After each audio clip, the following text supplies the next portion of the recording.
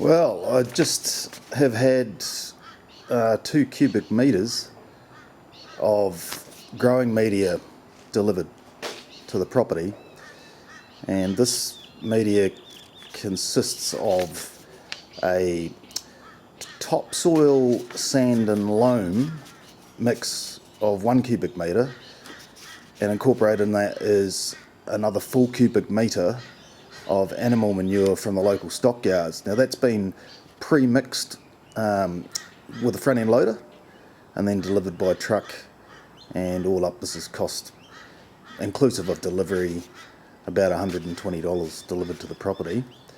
That's going to be the final substrate, if you like, that goes into the self-watering 3 cubic metre consistent bed, and that's ultimately what our produce, being herbs and vegetables, will be growing in from this point forth. What I have also done over here is I've removed that soil substrate, that little pile there, that was around the area of the property where I've built the actual bed. And I've just put that to the side because that's got quite a lot of natural clay, from the property itself. So my intentions are to bulk shift this into the bed, this mix here. I'm going to shift the first cubic metre into the bed as it stands, as you're looking at it.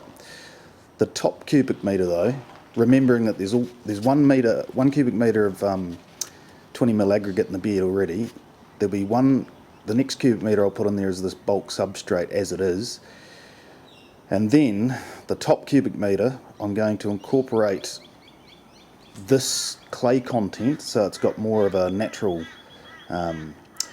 clay soil colloid composition, which will tend to hold soil nutrients ionically, if you like, via cation exchange in the top of the bed. I'm also going to incorporate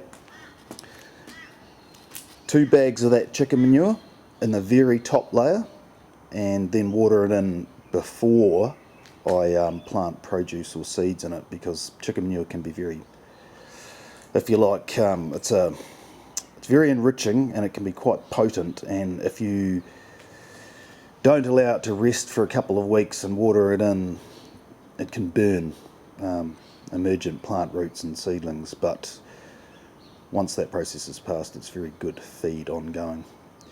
The other thing I'm going to do is incorporate 20 bags of this tomato and vegetable growing mix. Now, I'm not about brands. I just went down to the local Mitre 10 store because they had these on special. Actually, sorry, these came from the local hardware store, Home Hardware. Yeah, and like I said, it's not about brands. They're advertising these both actually for $4 a bag. So I grabbed what I believed would be enough. So the growing medium, it's got a little bit more organic matter in it. It's got sand and like a bit of peat in that. There's a limited amount of fertiliser in there. But once those two are mixed up with the actual growing media, I believe we'll have a good substrate ongoing for the plants to manage to grow on. I've also picked up a 25 kilogram bag of all-round compound fertiliser. I'm not going to use all of this bag in the mix. I'll use it ongoing as a surface treatment. And the reason I picked up the 25 kg bag is because this was available at a Landmark, and you can buy them from any outlet. I'm not about companies or brands, but the reality is this was $35 a bag.